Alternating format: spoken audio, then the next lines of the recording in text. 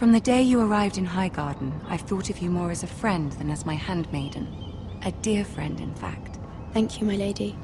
And you know how I feel about what's happened to your family. I feel your pain as if it were my own. What you've suffered is beyond imagining.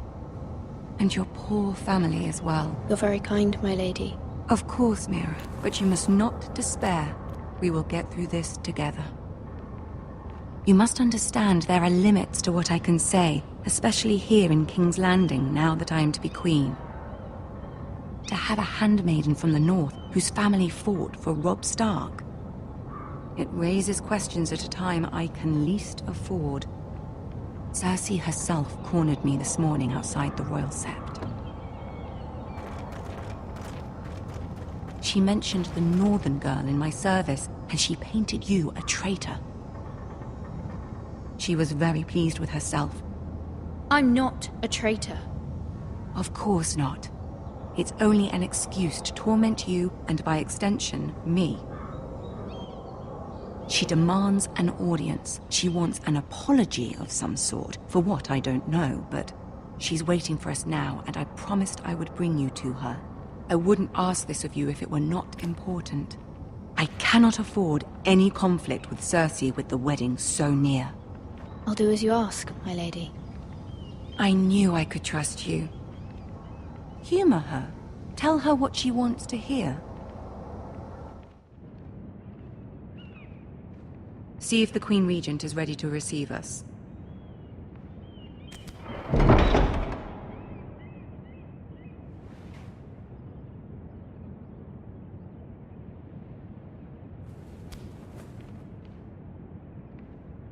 You'll be fine. I know you will. You may feel one thing, but you must say another.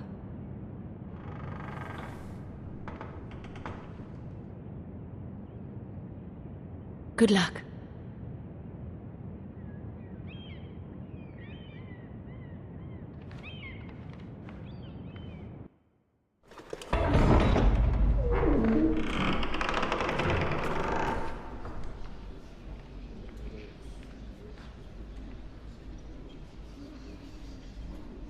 You can do this.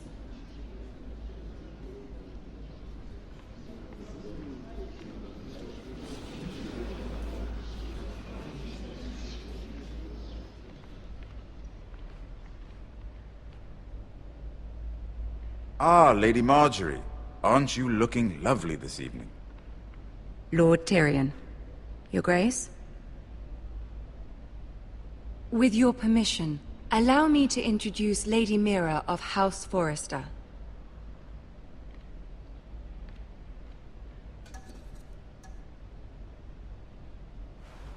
Your Grace. The girl knows her courtesies. Impressive. You may rise. House Forrester is a northern house loyal to the king. Are they? I beg your pardon, Your Grace. I wasn't talking to you. I want to hear from the girl. Is your family loyal to the king? Perhaps you should ask the new Lord Forrester. He's not here, is he? She is. House Forrester's loyalty to the crown never wavers, Your Grace.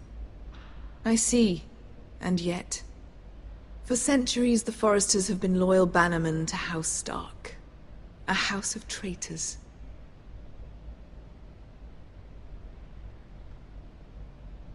They were the Wardens of the North. We all served at the pleasure of the king. Clever girl. Perhaps too clever for her own good. The girl did say their loyalty was unwavering. She has a talent for equivocation, yet I question what she really thinks. Is your house willing to swear fealty to your new liege lord, Roose Bolton? Roose Bolton also served the Starks, Your Grace. And proved his loyalty to the crown by bringing their house to a swift and sudden end.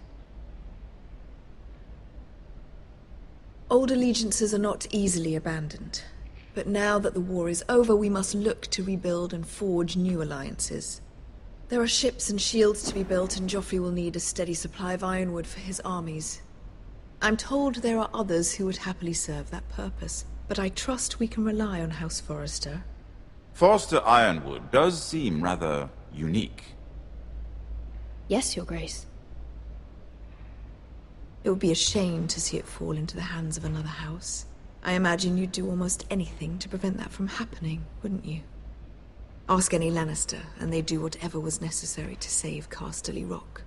It would be unfortunate to see another house lay claim to what's yours. Yes, Your Grace. I would do anything.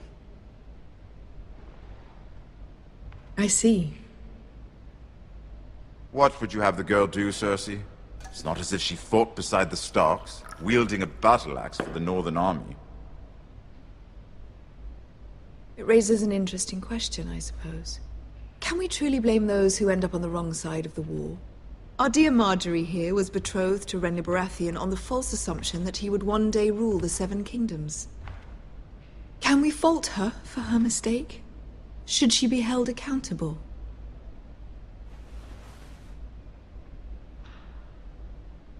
I'm sure she regrets it.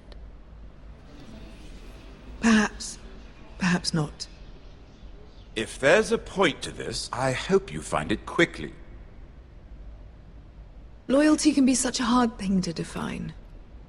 This city alone is filled with all sorts of ambitious opportunists looking to reinvent themselves, pretending to be something they're not.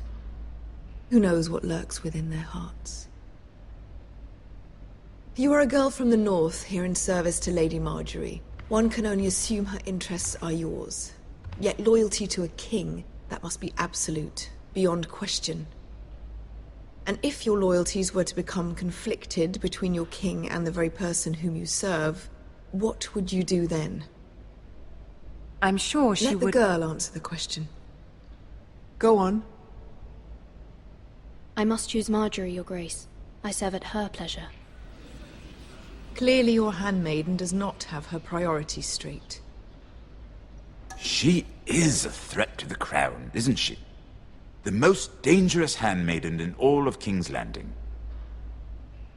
I'm not quite sure what to make of her. Not surprising, I suppose, for a northern girl, but not very encouraging either. I'd like a word with you, if I may. Of course, Your Grace.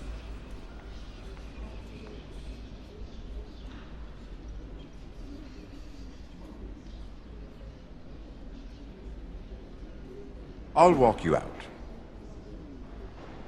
This may come as a surprise, but I met your father once, at the tourney at Lannisport. Even then he didn't trust Roose Bolton.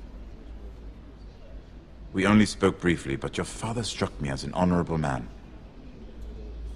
You have my condolences for his loss. These would be trying times for your family, even under the best of circumstances. Thank you, Lord Tyrion. That's very kind of you to say. You were brave to declare your loyalty to Lady Marjorie. No doubt she was pleased, but Cersei, she will not soon forget what you said. It was quite the first impression. I, of course, found it all highly entertaining. I wasn't trying to please her. I think that was clear to everyone. My sister and I have our differences. She takes great pleasure in her little charades. I take mine in thwarting them. We must find our amusements where we can. She threatened to give your ironwood to another house. It is the Master of Coin who decides such matters. The Crown needs boats. Boats need wood, and I speak for the Crown in this regard, not her. What are you suggesting? I suppose the Crown could be persuaded to secure ironwood from House Forrester. Lady Marjorie might not look favorably on such an alliance. And it would infuriate Cersei. Although what would be amusing for me might prove rather dangerous for you and your house. Are you willing to risk that? It may be far too dangerous. In fact, forget I even suggested such a thing. It's a risk I'm willing to take, Lord Tyrion. Please. You are a brave girl, aren't you? I'll consider it. Now, if you'll excuse me, I promised Sansa I would join her for dinner tonight. 3 beautiful bottles of Dornish wine await my arrival. The mere thought of them makes me thirsty already. I hope we meet again. Nothing would make Cersei happier. Until then, be careful. This is not the North. King's Landing can be a nest of vipers to the uninitiated.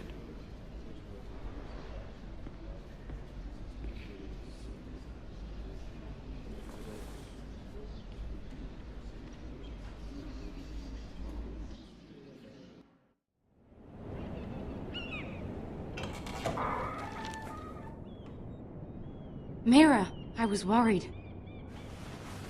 How was it? Cersei has a way of looking at you as though you're nothing.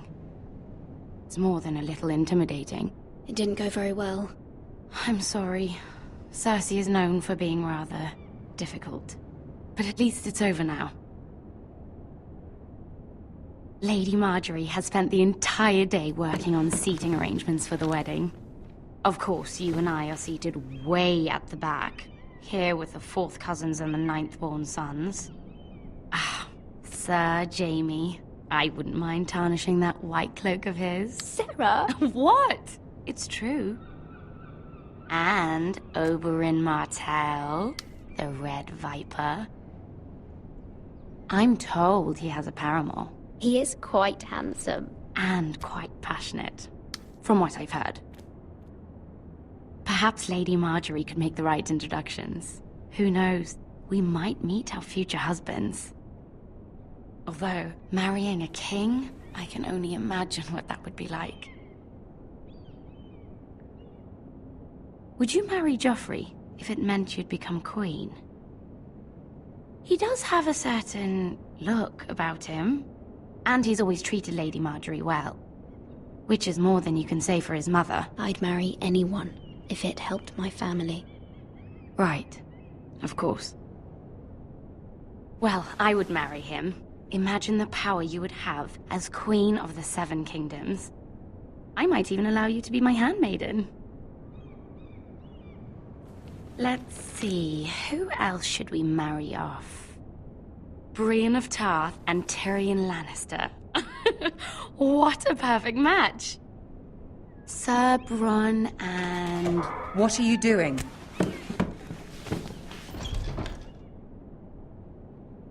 Well? Sarah? I'm sorry, my lady. As am I. We shouldn't have been messing about. This is not a game. It's a battle plan. Allies and enemies can be made with every move. Yet they say it is men who are powerful. The Queen was rather disappointed by your display, Mira. I'm just glad it's over. King's Landing can be exhausting sometimes. There's always someone to please or some perceived slight to smooth over. I fear it will only get worse when I am queen. Once they know your true heart, the lords and ladies will have no choice but to love you. Do you agree?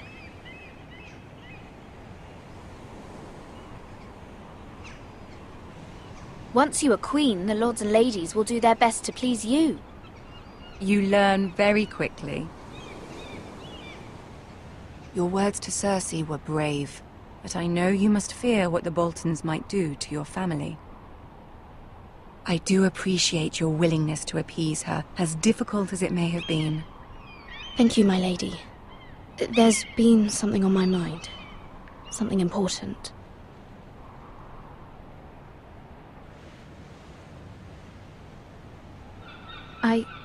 I did have a favor to ask of you in return.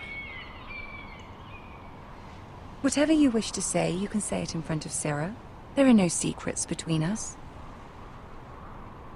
It's about my family. I trust her.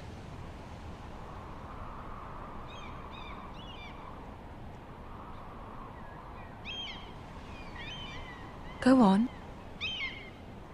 Ask. Forgive me, my lady. I wouldn't otherwise ask this of you, but my mother insisted. It's about my family. Ramsay Snow. What would you have me do? My mother fears our family will suffer if Ramsay is left to do as he likes. She thought, If a raven could be sent to the Boltons to let them know House Forrester has the protection of the crown. I know it's a lot to ask of you, and I wouldn't otherwise, but she insisted.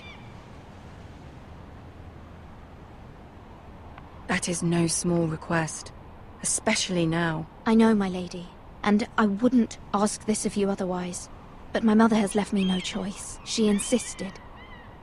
Joffrey knows only too well your family fought for the Starks, and now you would have me ask him to intervene. Is the situation that dire? You can't, my lady. King Joffrey won't like it. Just think how he turned on Lady Sansa. My mother feels it is urgent, my lady. She's unfamiliar with King's Landing and its politics. I hope you can understand that. Very well. I'll make your request, but I cannot promise anything. Thank you, my lady. I will send a raven to my family at once.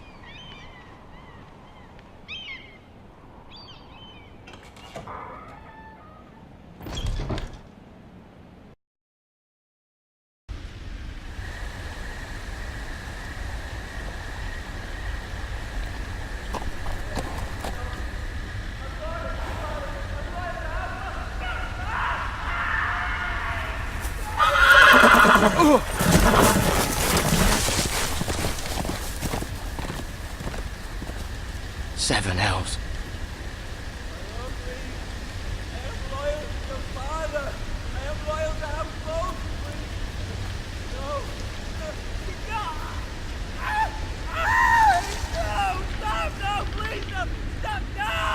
Let's play a little game, shall we?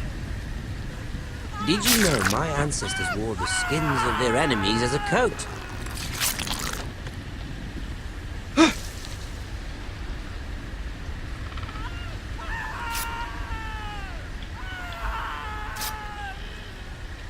Not my best work, unfortunately. I suppose I have fallen out of practice. But he didn't make it easy, what with all that bloody noise. Like a drowning cat. I thought he'd never stop. As my father likes to say, a naked man holds few secrets, but the flayed man holds none. Pity he didn't know your father was the Warden of the North. He does now. How much further is it to these Forresters? A day, my lord. 2 at most. What was that? My lord? Shh! Listen.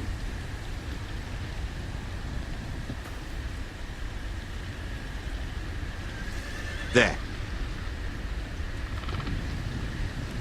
Hear that? I know I heard something.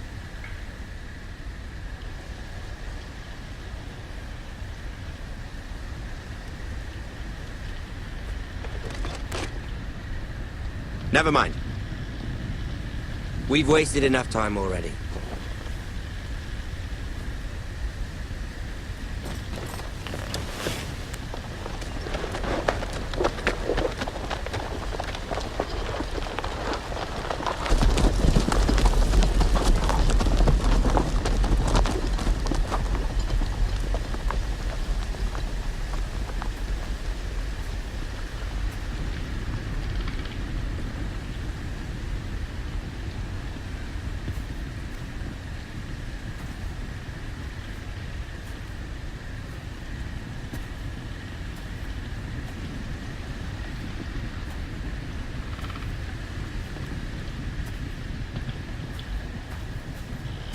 Bloody hell.